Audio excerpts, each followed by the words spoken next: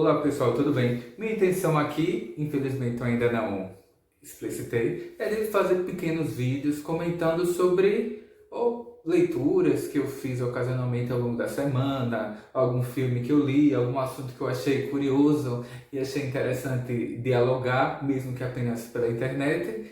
E a leitura de hoje foi terminar o segundo volume da edição encadernada da Valkyria. Provavelmente muita gente não conhece essa personagem, e daqueles que se conhecem, muito provavelmente conhece apenas devido ao filme. Porque no filme Thor 2, né, que é o Ragnarok, aliás, é o terceiro já, né? Essa personagem aparece como, entre aspas, a última Valkyria. Mas talvez aqueles leitores mais antigos conheçam essa personagem já de longa data, que realmente ela já está presente ali naquelas primeiras aventuras do Thor, que foram realizadas pelo Jack Kirby e pelo Stan Lee.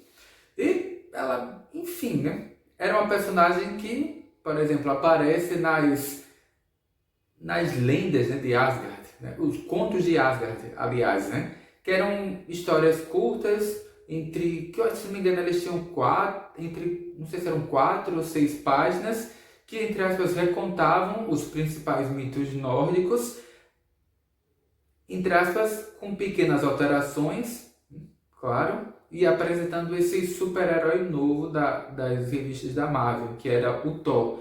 E a Valkyria, pelo menos nas primeiras edições, ela reproduzia o mesmo papel que ela desempenhava na mitologia nórdica. As Valkyrias, entre aspas, elas são, ou elas eram, né? Ou são, não sei, já que são personagens míticas, elas são filhas de Odin, e elas ficam responsáveis por observar o campo de batalha e recolher as almas dos heróis que morreram de forma valorosa e conduzir até o Valhalla, né?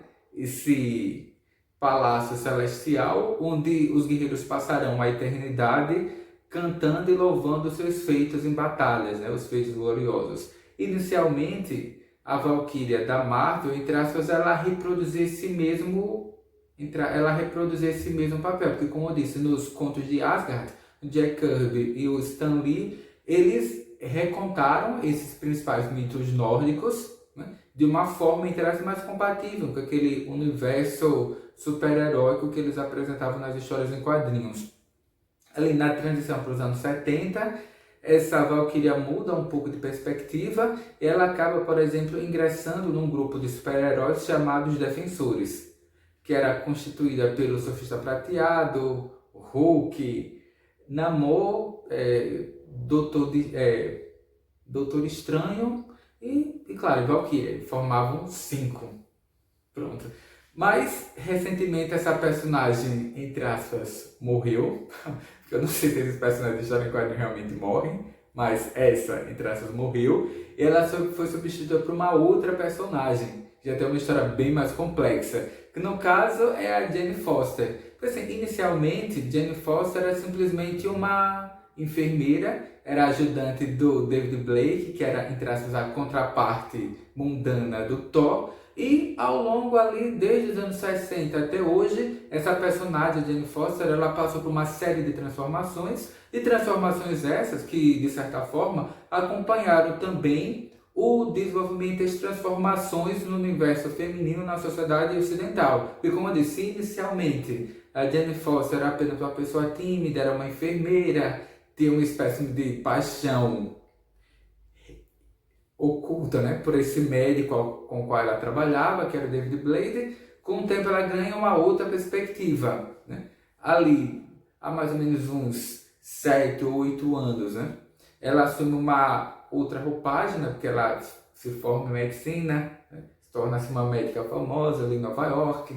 Ela passa, entre aspas, a ser a portadora do tal do martelo do Thor, então ela se torna a Thor. O que eu me lembro que na época foi bem polêmico, né?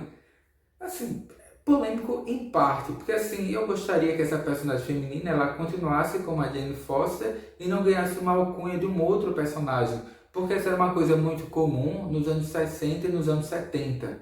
Porque assim, você tem o Hulk e tem a She-Hulk, né, que é a prima do Hulk. Você tem o Homem-Aranha e você tem a Mulher-Aranha. Você tem enfim, né, esses personagens masculinos eles têm uma contraparte feminina.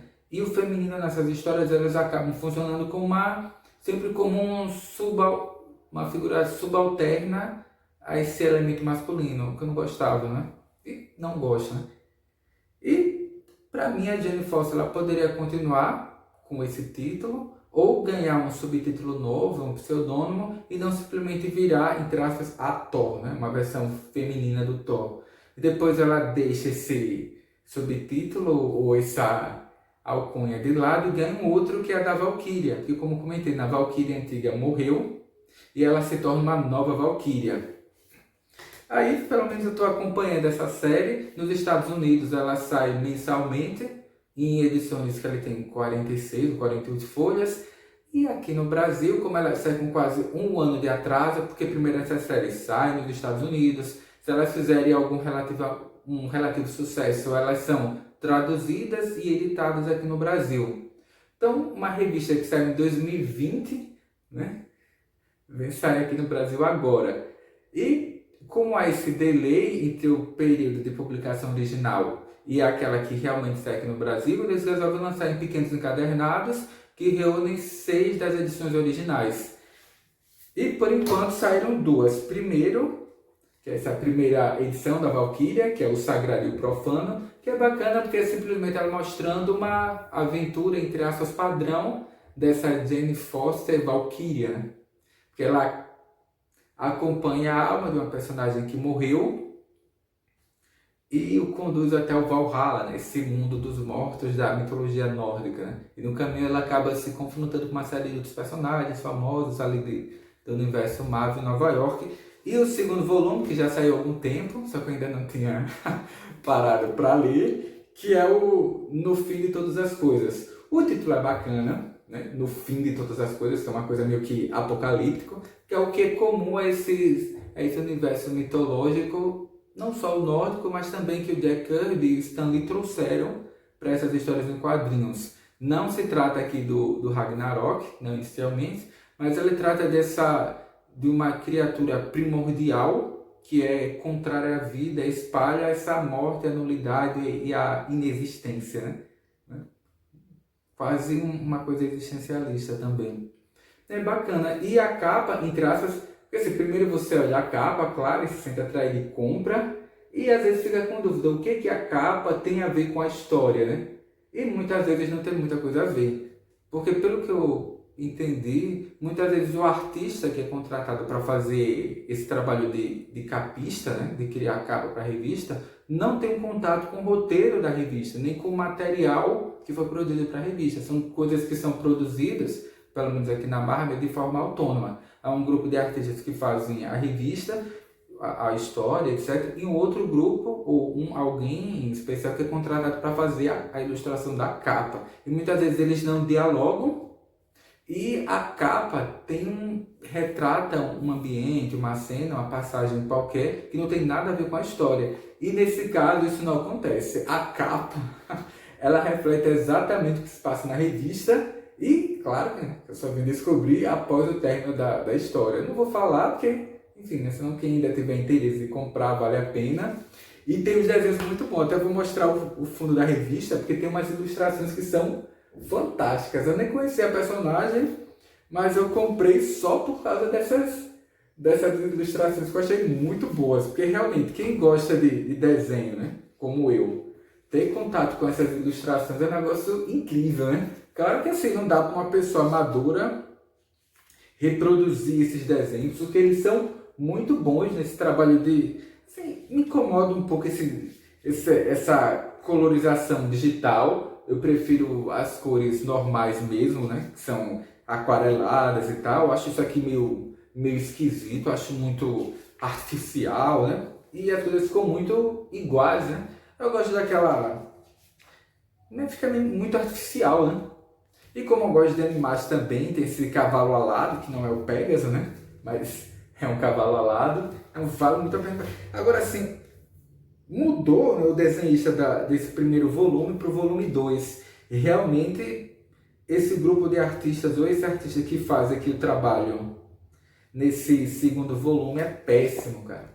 Porque assim, a história cai muito de qualidade, eles tentam fazer uma série de amarrações com eventos outros que aconteceram no ano passado, né? Nessas revistas da Marvel, o que torna a história um pouquinho confusa, né? E alguns trechos que são realmente desnecessários. E a arte, que eu também não achei lá a grande coisa, porque é bem inferior, apesar de ser muito boa, mas, para me dizer alguns números, o artista aqui não me agradou muito. E realmente, cara. Agora, tem algumas edições aqui que o desenho é fantástico. Você fica assim olhando, caramba, como é que alguém conseguiu ter criatividade para criar isso tudo? E é bacana porque, assim, como estamos nesse tempo desse empoderamento das minorias, então não sei a DC, porque eu não leio muito, mas aqui nesses personagens da Marvel é sempre isso, né? Essa introdução de personagens femininos, de negros, de imigrantes, né? Desses grupos que são chamados de minoritários, eles têm um papel fundamental aqui, né? E no caso da mulher, já que é a revista da Jane Foster, né? Da Valkyria agora, né? Nessa nova versão, não só a Valkyria, né? Que a Jane Foster tem um espaço de protagonismo, como outras personagens femininas também aparecem na história e não simplesmente como um elemento colateral, né? Elas desempenham um papel fundamental ao longo da trama. E, como eu disse, o volume 2 não é tão bom como o primeiro, mas mesmo assim eu comprei, eu recomendo e espero que a Panini continue publicando, né? E por enquanto é só, vou ver o que eu penso para ler, para comentar aqui no próximo vídeo. Até mais!